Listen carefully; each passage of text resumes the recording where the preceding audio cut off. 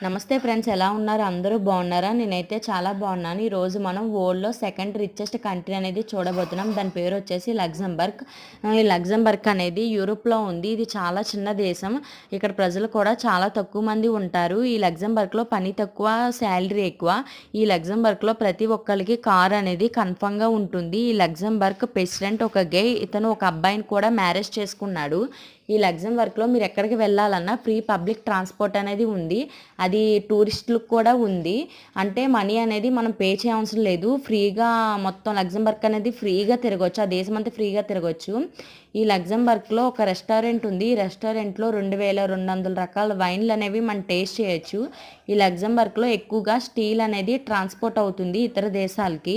ఈ లగ్జంబర్గ్‌లో మనీ అనేది యూరో అంటారు. మన దేశంలో చెప్తే 79 రూపీస్ కింద వస్తుంది.